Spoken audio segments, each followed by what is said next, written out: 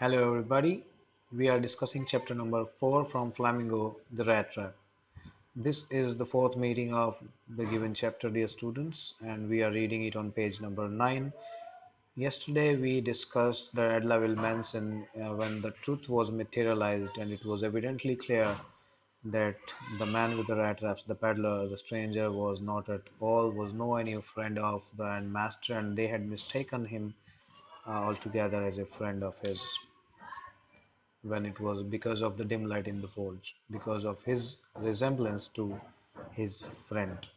But now it is evidently clear, the truth is on the surface, that he was not any friend of his. So now they were, especially the Ironmaster was all the more furious, and he charged him, he put allegations on him, he charged him of forgery, duplicacy, charged him of deception. Initially, he wanted to call the police, but then he dropped the idea of calling the police, for it was Christmas, as Christmas calls for forgiveness. But he wanted the man to get out of there at once, immediately. But as soon as the man was moving towards the door, Adla Wilmanson sprang in front of him and stopped him from going. Adla Wilmanson interceded. I explained to you what intercede means. She interceded for the poor vagabond even after knowing the truth that he is not a friend of her father. Still, she relented on to celebrating Christmas with him. She still requests her father not to chase the man away. So let us read it further, dear students. Flash myself off the screen. Here, there we go. So the daughter stood there quite embarrassed and hardly knew what to answer. That morning she had felt so happy when she thought how homelike and Christmassy she was going to make things for the poor hungry wretch. She had planned for a lot of things. She could not get away from the idea all at once, and that was why she had interceded for the Vega bond. We had read it till here yesterday. Now continuing from the next paragraph here, she further added that I am still thinking of this stranger. Just look at the situation from a different perspective, my father. The stranger, the poor stranger, he walks and walks the whole year long, and there is probably not a single place in the whole country where he is welcome and can feel at home. He might never have received such a comfort in his entire life. So it was very natural. It was but obvious for a man like him to get attracted towards the given privilege, and one could not easily say no to the available opportunity. He only tried to encash. Wherever he turns, he is chased away, he is driven away, and he is afraid of being arrested and cross-examined. I should like to have him enjoy a day of peace with us. Why can't we give him a day of peace? Why can't we give him a day of comfortable stay where he doesn't have any fear? Because the whole year he roams around all full of risks. So just one day in the whole year can we not provide him, Father? Now the Iron Master mumbled something in the beard. By stroking his beard, he was like speaking something inaudible, mumbling. Mumbling is to speak something inaudible, especially when you're complaining about something. It's a negative word, dear students.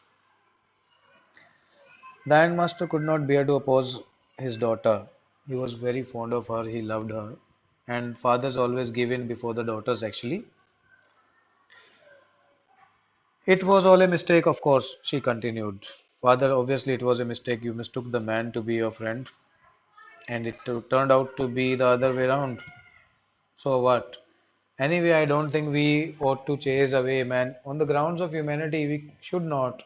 We cannot drive away man who we have ourselves invited, and to whom we have promised the Christmas cheer, Christmas festivity. Now it would be totally rude and inhumane and very cruel to turn away the man.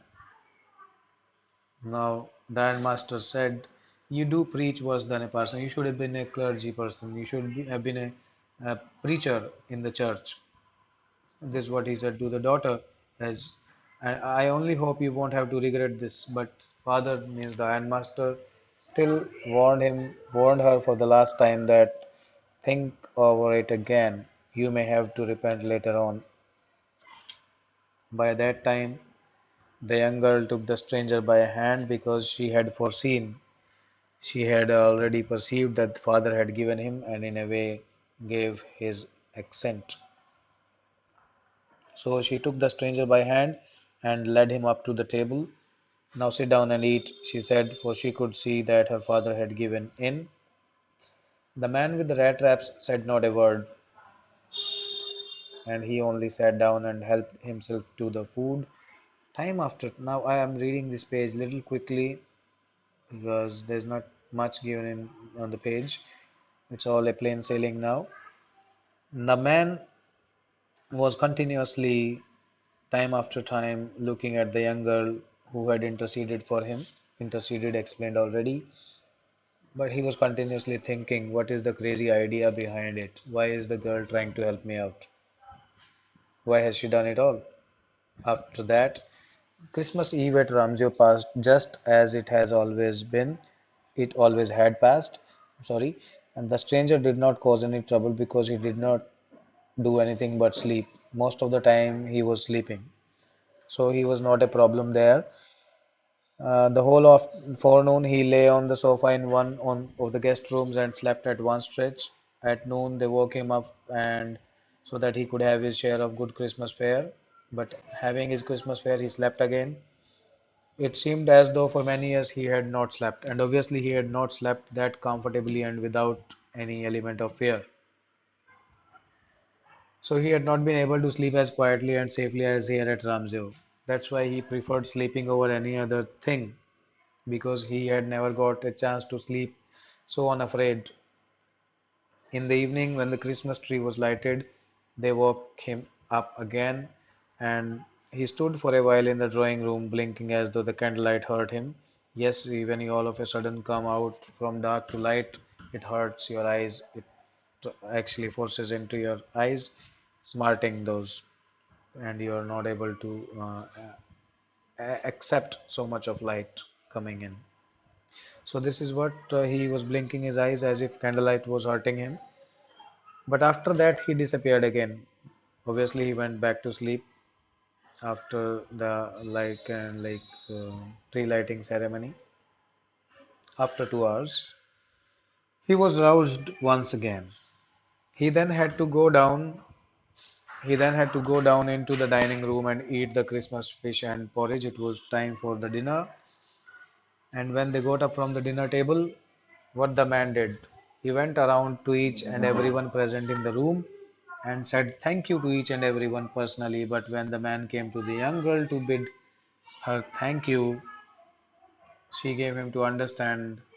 The girl told him that it was his father's wish that the suit that he was wearing, he should keep it as a Christmas present. He don't have to return it. And the girl also added that if he wanted to spend the next Christmas Eve in a place where he could rest in peace, we would love to throw the invitation and he was all welcome.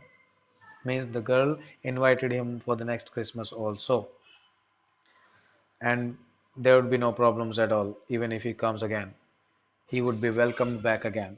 So the man with the rat traps did not answer anything to this. He did not probably know how to answer.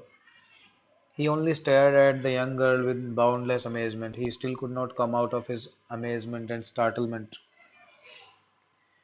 that he had never imagined that there could be so good people he would meet in life, he would come across. And he realized that the goodness had not disappeared from this earth at all. Goodness still prevails, and there are good people around. The next morning, the ironmaster and the daughter, as a tradition, the very next morning to the Christmas evening, they got up in good season. They got up so early for the Christmas because they go to the church the very next morning for donations. But the guest was still asleep, and they did not find it right to wake him up, and they let him sleep. and they left for the church. So, having reached there at about 10 o'clock, uh, they drove back from the church all of a sudden in a haste. Why? The young girl sat and hung her head even more dejectedly than usual. Dejectedly means affected by or marked by sorrow and sadness. Now, why is the girl sad now?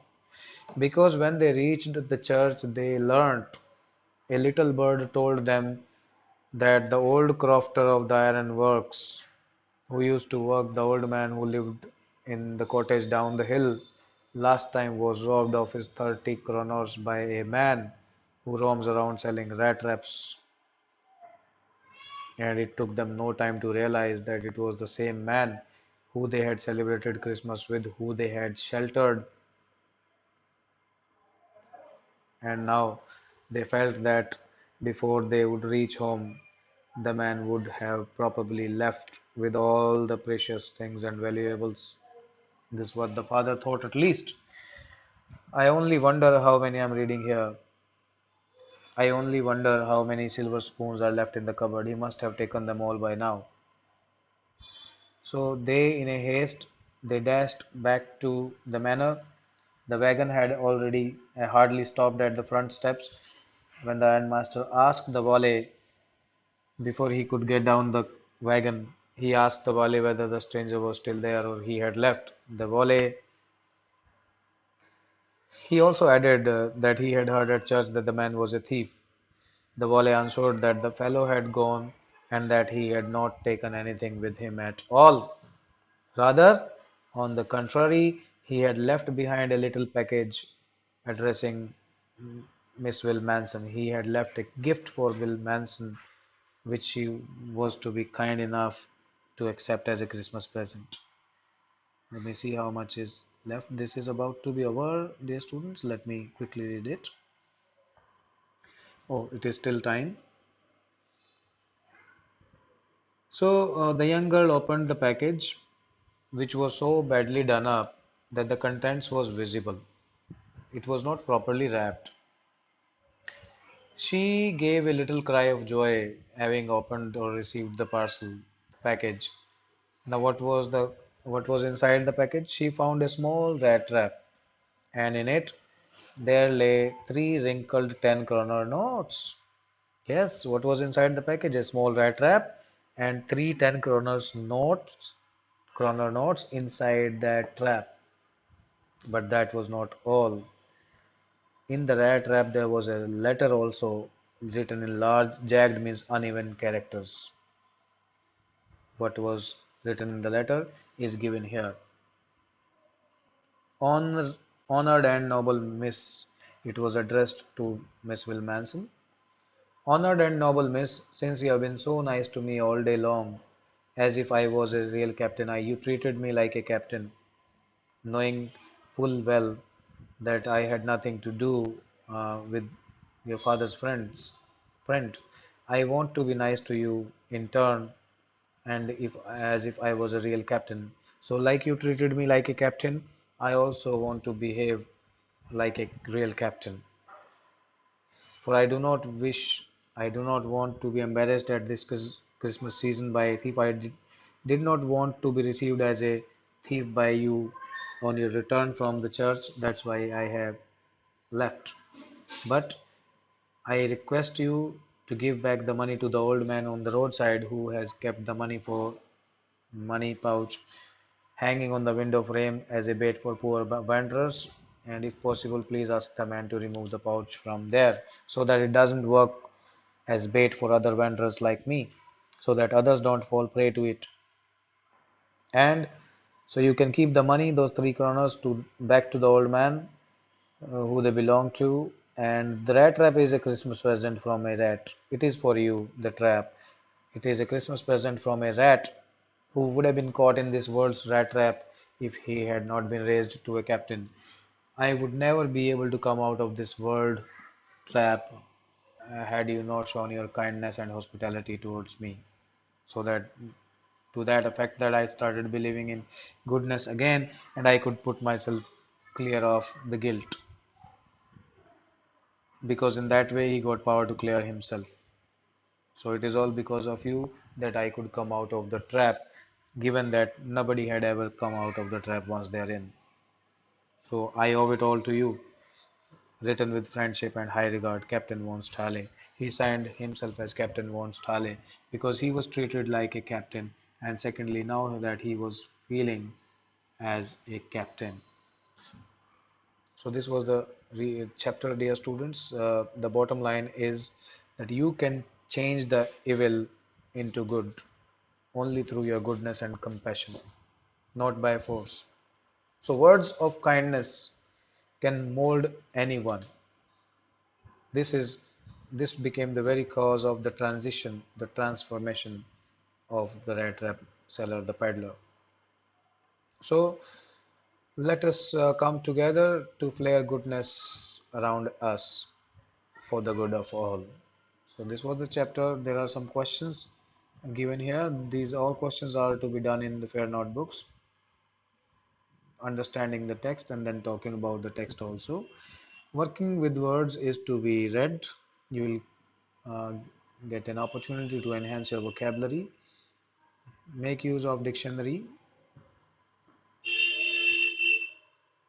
There's something about grammar given, and then thinking about language.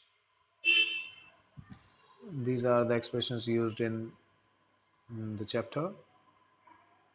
This is to be read. This is for the sake of reading, though I've already explained you all those things. Now, the theme and the sub-theme you will always find after every chapter. The theme, as I told you, we have already shared it, is the trap of material benefit that we humans fall prey to. And sub-theme is the human tendency to redeem oneself from dishonest ways if given a chance. If the word is kind to him, so an eye for an eye will make the word go blind. Rudeness should not be dealt with rudeness.